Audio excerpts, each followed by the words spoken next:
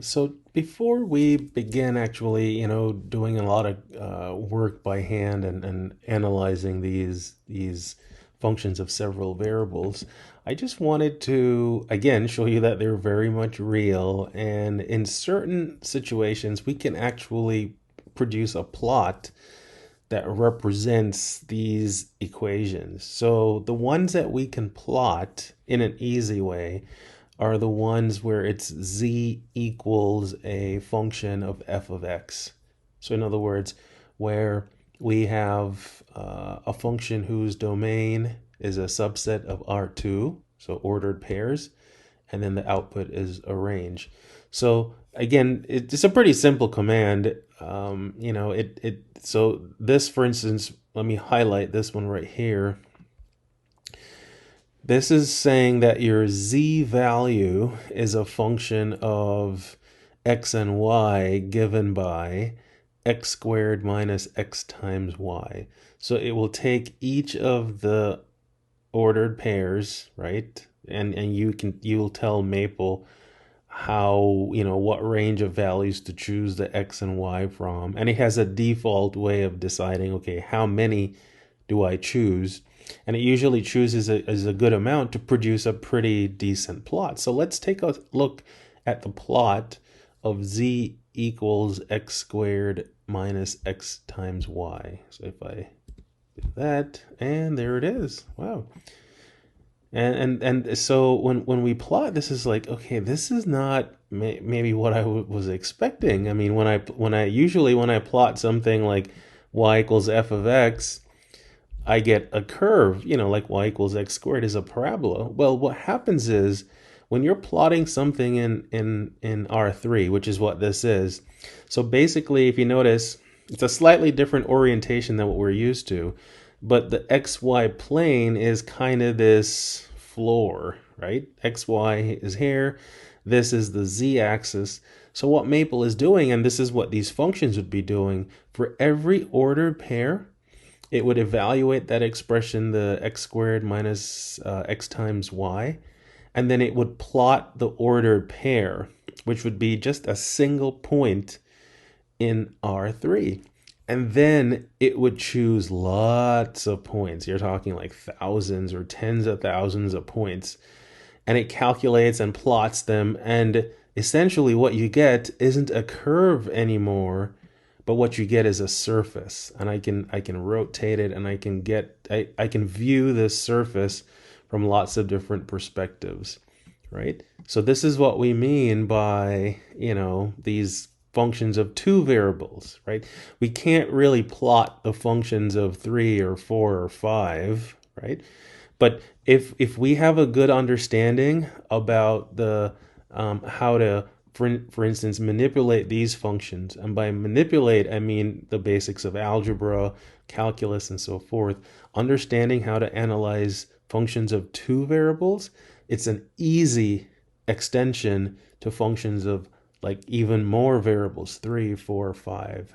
Again, don't worry. You might say, well, oh, that's just mathematicians playing around with things that aren't that important. They are very much important, right? It's just a matter of, do you end up, pursuing, let's say, higher education even beyond what we have now, and would your area require using that, right? So that's that one. Let's just go through and look at a couple more. This second one here is the surface z equals sine of x times the cosine of y. So I just figured I'd use, a couple of trig functions there. Let's look at that one. Ooh, that one's like it's like this wavy. It's almost like one of those things where, you're making your bed, and you throw it, because I know you, and I know college students religiously, you make your bed every morning, before you get up and you do your yoga and things like that. But it's like you take your sheet or your blanket, and you just kind of throw it up in the air, and it's kind of wavy above the floor. That's what this reminds me of, right? So this is again, an interesting surface. And it almost looks like, so yeah, here's a nice perspective. And the color scheme that programs like Maple uses, that scheme is designed to, in some sense, to indicate like hot and cold regions. So like this, the blue here. Let me see if we can get a sense of. I don't even remember where's my X and Y. So okay, so here is okay. So this is Y. This is X. That means this is Z.